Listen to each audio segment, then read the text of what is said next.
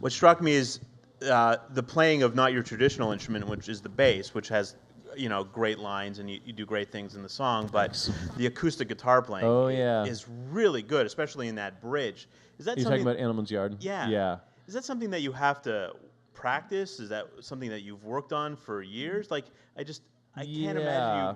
playing acoustic guitar. Like I've never seen you Oh play yeah. acoustic, and I it's have. Well, around the house it's what I play because right. it's easy to pick up.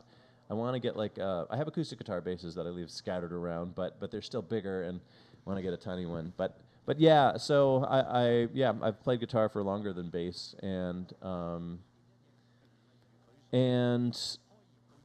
I mean I guess I like bass the best, but around the house I get my guitar chops down by just walking around with it all the time um, and touring with Leo Kottke and whatnot, I got to take some lessons from him or ask him a couple licks at least, and I had already learned some of his stuff early on, so he would be an influence. But I'm not a well-practiced guitar player because I don't get to flesh out my what I'm doing on the neck. But I love to do it. So I with that tune, I actually, what there is now is there's this thing called the Andelman's Yard Sale. I don't know if you've seen that, but it's online. You should check it out. And it's like an online scavenger hunt where you have to answer questions, and if you get them right, then you get to go. It pictures the owl from my website going through tunnels, but at each stop there's another, and there's 10 total in the process of writing that song. Oh wow! And you get to hear a couple minutes of each one of me working out a lick, including, and at one point, there's the fan, like the end lick. It took me, hours of just sitting around and working with it. It's something that just fell into my fingers and that I wanted to work with for the song. I knew it didn't exactly fit. It became an outro because I wanted it to be slightly different, but within the same framework of the song. So anyway, but I worked and worked and worked at it, and same with the middle section you're talking about.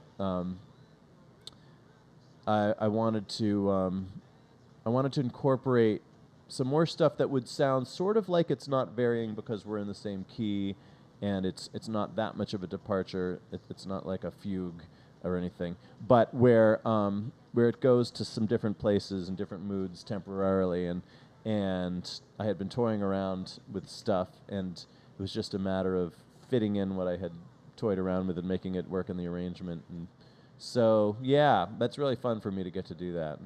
Dig Further Down is another favorite of mine on the Oh, record, cool, and thanks. I think it's because I can see it in a live setting, just jamming out. It has all those parts that Yeah, it can be definitely. really, Yep. really jammy, right? Is that something that you're conscious of when you're writing a song for an album, that it's going to eventually be toured around or played live, and you're going to have to jam it out? I don't think I have to be too conscious because we don't have to play all the songs from the album, and as long as some of them can be jammed out, I'd rather make it appropriate for the album itself. But funny you should say that because that was one of the ones in October that came from a jam session. It was a bass and drum jam with me and Joe Russo, the drummer.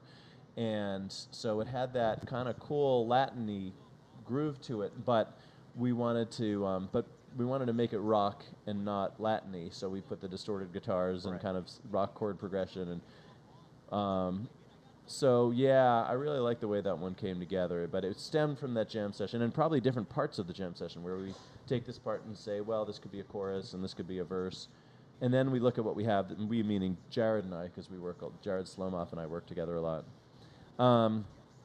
And then we sort of think, well, maybe we don't really have the chorus, so we'll take the drums and we'll make up a new chord progression for the chorus, and just sort of fit it together from the jam session that we had originally done. So it makes sense it would have jam potential since that's where it started, Right. with the song just being the stop off in the middle, I guess.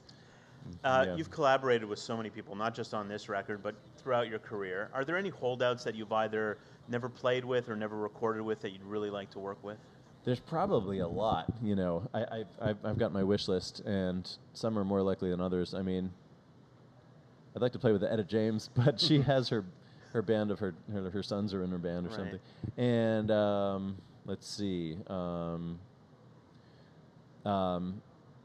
Actually, friends with Bill Payne from Little Feat. I love Richie Yeah. Hayward too, and all of them. But and I got to do something on their album, the collaborations album. But I would like to do more with a couple of them. I always love playing with Bill Kreutzmann, and I've done it, but I'd like to do more. I was going to ask you about that, because Yeah. that only happened once, right, with Kimmock and Kreutzmann, that little trio in Hawaii. No, it happened several times. Oh, did it? The first one was with Trey and I and Kreutzmann in Right. Asheville, and then we did the thing with then we did the Rhythm Devils stuff. Right. But then we did You're Right with Kimmock, and then we went to Costa Rica and did it with. That's a trio that keeps evolving, because now the third conglomeration was Bill and I and Scott Morawski in Costa Rica, and they're still playing, and Scott plays in my band. Right. But I basically said I didn't have time to keep doing that since I was working on this. And so they got O'Teal as per my recommendation. So that was the fourth trio.